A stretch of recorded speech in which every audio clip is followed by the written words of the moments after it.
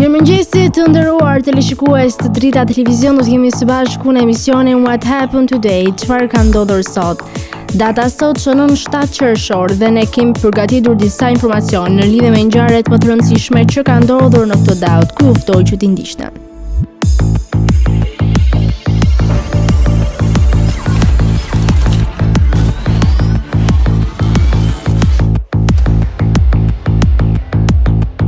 Qershor.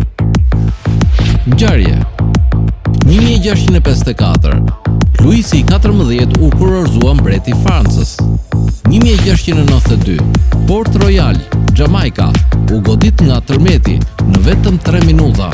1600 persona të pajetë dhe 3000 të lënduar. 1788. Revolucioni francez. 1862. Shtetet e Bashkuara dhe Britania dakordohen për të ndaluar tregtinë e skleverëve. Lindje. 1945. Lindi Wolfgang Schussel, kancelari i Austrisë. 1947. Lindi Don Money, lojtar bejsbolli amerikan dhe menaxher. 1947. Lindi Thurman Munson, lojtar bejsbolli amerikan. 1950. Lindi Gary Graham, aktor amerikan. 1951. Lindi Terry O'Reilly, hokeist kanadez. 1952. Lindi Liam Neeson, aktor irlandez. Vdekje. 1963. Vdiq Zazu Pitts, aktore amerikane. 1965. Vdiq Jodie Holiday, aktore amerikane. 1966. Vdiq Jean Arp, skulptor, piktor, poet gjerman. 1967. Vdiq Anatoli Matslev, matematikan rus. 1967. Vdiq Dorothy Parker, shkrimtar amerikan. 1968. Vdiq Dan Durea, aktor amerikan.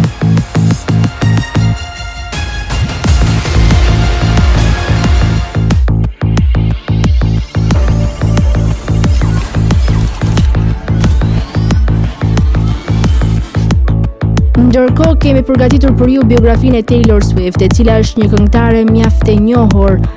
Ajo ka filluar karrierën e saj që në moshën 16 vjeçare me hitet e saj. Hitet e hershme si Love Story dhe You Belong With Me tërhoqin një lloj fansa të country dhe popit dhe ndihmuan në suksesin shumë të saj. Ajo është fituese e çmimeve Grammy në vitin 2008. Swift vazhdoi të kryesonte listat me përpjekjet e saj në studio të 2014-s, e cila përmbante këngët Shake It Off dhe Blank Space dhe fitoi Grammy për albumin e vitit dhe albumin më të mirë vokal pop. Taylor Swift ka lindur më 13 dhjetor të vitit 1989. Swift i kaloi vitet e para në fermën e pemës së Krishtlindjes të familjes së saj. Gjyshja e saj kishte qenë një këngëtare profesioniste e operës dhe Swift shpejt ndoqi gjurmët e saj muzikore. Në moshën 10 vjeçare, Swift po këndonte një sër ngjarjesh lokale duke përfshirë panajira dhe konkurse. Për të ndjekur karrierën e saj muzikore, Swift shpesh vizitonte kryeqytetin e muzikës country. Atje ajo shkroi këngë dhe përpoq të lidhte një kontratë regjistrimi. Duke vënë në dukje për kushtimin e saj, Swift dhe familja u transferuan në Tennessee në përpjekje për të çuar më tej karrierën e Swift. Një performancë e shkëlqyer në The Bullbridge Cafe në Nashville e ndihmoi Swift të lidhte një kontratë me Big Machine Records të Scott Bakota. Ajo publikoi këngët e saj të parë, Timmy Gray, në vitin 2006 dhe kënga u bë hiti i parë i top 10 në top listat e vendit. Ajo u shfaq gjithashtu në albumin e saj debutues të vetëtulluar në tetor të atij viti, i cili vazhdoi të shitej shumë dhe arriti të shitej gati 5 milion kopje. Së shpejti pasuan këngë të tjera të njohura, duke përfshirë Our Song, një hit numër 1 i muzikës country, Picture to Burn, të cilat ishin këngë mjaft të suksesshme. Swift gjithashtu mori vlerësime më kritike për përpjekjet e saj debutuese.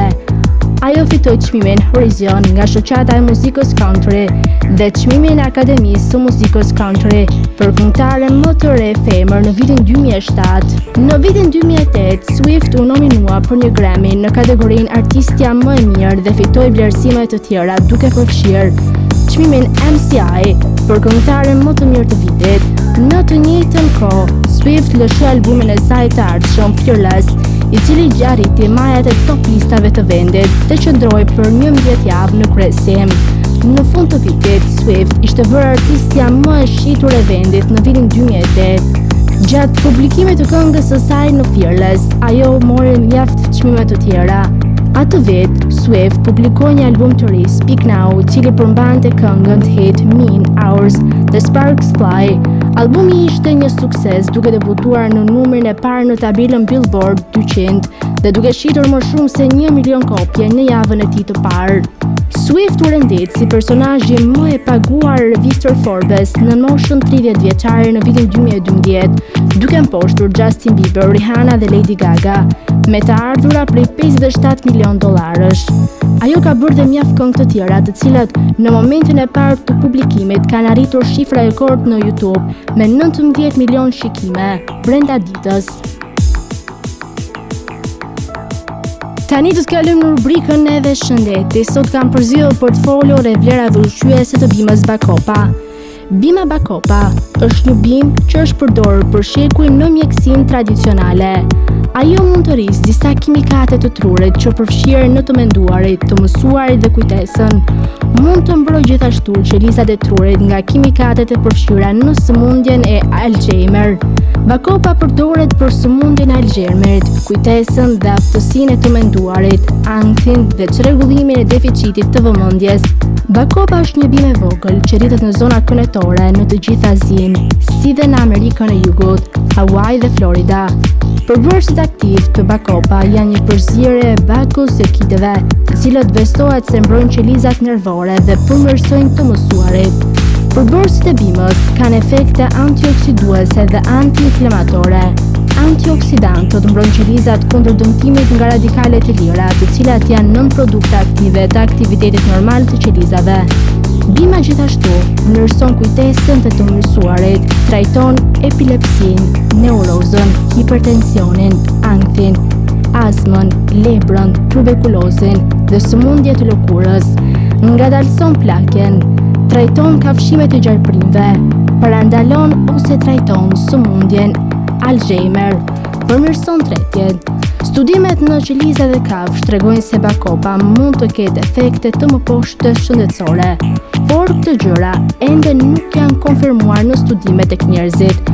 Ulin nivelet e inflacionit, të cilat janë në nivele të larta në shumë kushte si kanceri, sëmundje të zemrës dhe diabeti, parandalojnë ankthin dhe stresin, ulin presionin e gjakut dhe vrasin qelizat e kancerit. Gjithashtu përmirësojnë vëmendjen dhe kujtesën, përshpejtojnë përpunimin e informacionit vizual, zvoglojnë simptomat e çrregullimit të hiperaktivitetit të mungesës së vëmendjes tek fëmijët, ndihmojnë në parandalimin e ankthit. Por si çdo gjë tjetër, ato kanë dhe efektet e tyre anësore.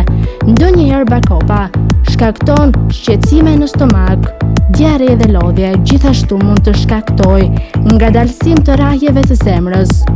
Gjithashtu probleme me ulçrat, probleme me lëkurën dhe me traktin urinar. Prandaj është mjaft e rëndësishme që para se të konsumoni të konsultoheni me mjekun tuaj për efekte të mundshme anësore. Tani ju ftoj të ndiqni parashikimin e motit në territorin shqiptar. Territori shqiptar për datën 7 qershor 2026 do të karakterizohet nga kushte atmosferike relativisht të qëndrueshme, me dominim të kthjellimeve dhe intervale të gjata me diell në pjesën më të madhe të vendit. Paraditja do të jetë kryesisht me diell në të gjithë territorin, ndërsa në zonat e izoluara malore do të ketë vranësira të lehta kalimtare. Pasditja vijon me mod të ngrohtë dhe të qëndrueshëm pareshje, domethënë se temperatura minimale pritet të zbresë deri në 13 gradë Celsius, ndërsa ajo maksimale do të arrijë deri në 31 gradë Celsius. Gjatë ditës priten rreth 10 deri në 12 orë me diell. Era do të fryejë lehtë nga drejtimi veriperëndimor me shpejtësi 2 deri në 4 metra për sekond. Deti do të ketë dallgëzim të ulët rreth 1 deri në 2 ballë. Indeksi ultraviolet për Tiranën pritet të jetë i lartë rreth 8. Sipas të dhënave astronomike, lindja e diellit në Tiranë do të jetë rreth orës 5:01 minutë, ndërsa perëndimi rreth orës 20:18 minuta. Temperaturat minimale dhe maksimale për disa qytete kryesore të Shqipërisë do të jenë si më poshtë: Shkodër 18 deri në 31 gradë Celsius, Kukës 14 deri në 27 gradë Celsius, Peshkopi 13 deri në 28 gradë Celsius, Tiranë 15 deri në 29 gradë Celsius,